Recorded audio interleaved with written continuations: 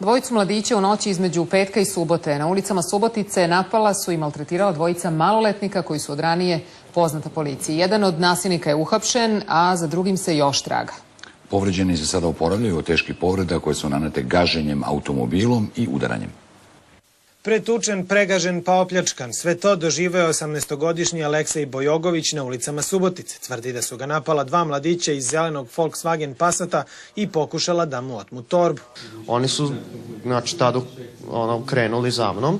Prvo lagano, pošto su videli da sam se uspaničio, da sam poprilično brzo trčao, oni su stali na gas i ja sam bukvalno bio pregažen. I kada sam se našao po točkovima, mislim da su kočnice stisnuli, ja sam jedno 15 sekundi klizao zajedno sa tim točkovima i oni su valjda dodali onda gas, prešli preko mene. O svemu svedoče i povrede karlice, brade i mnoštvo opekotina po telu. Bojogović kaže da je dugo dozivao pomoć. Zvao sam, vrištao sam koliko god sam mogao, znači šorc mi je bio skroz iskidan, donji veš mi je bio iskidan, majica na leđima skroz.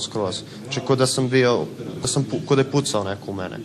Sličnu sudbinu doživeo i Valentin Seleza. Po svedočenju isti napadači su ga šutirali, ubacili u kola pa ga izbacili i prešli preko njegove noge.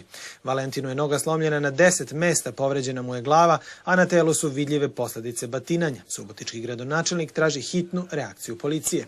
Treba voditi računa da se ne daju ishitrene izjave, da se ne generalizuju jer kriminogeno ponašanje, bahato, drsko, nema nacionalno obeležje niti identitet. Radi se o društvenim anomalijama sa kojima država mora da se prosto izbori. Ono što posebno u ovom slučaju brine jeste činjenica da su počinioci ovih dela dobro poznati policiji. Dakle, radi se o ljudima koji su povratnici u krivična dela.